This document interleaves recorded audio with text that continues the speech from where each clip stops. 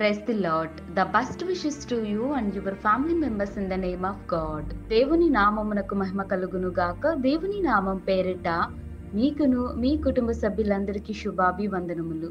ఈరోజు దేవుని వాగ్దానము టుడే గాడ్స్ ప్రామిస్. ఆయన గాయము చేయును, ఆయన చేతులే స్వస్థపరచును. యోబు గ్రంథము 5వ అధ్యాయం 18వ వచనం. He wants and he hands heal. The book of Job chapter 5 verses 18. నందు ప్రియా సహోదరి సహోదరులారా, ఈ ఉదయకాల సమయంలోను మనందరితోనూ మన దేవుడు శ్రేష్టమైన వాగ్దానమును దయచేస్తున్నాడు.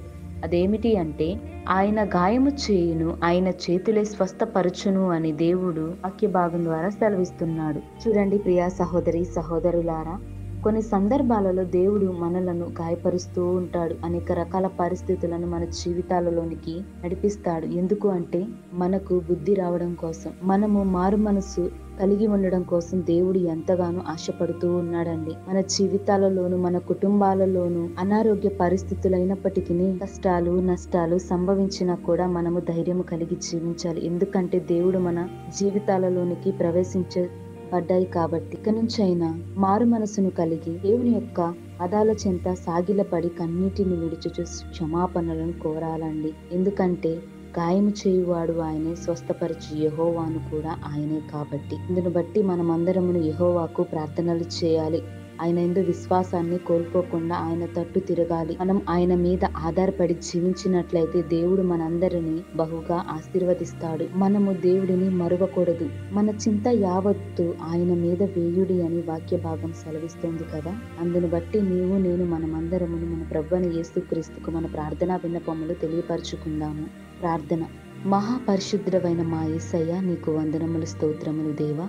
ప్రభువా, గాయము చేయువాడువు నీవే అన్నావు కదా దేవా. స్వస్థపరచు యెహోవాను కూడా నేనే అని నీవు మాట్లాడావు కదా దేవా.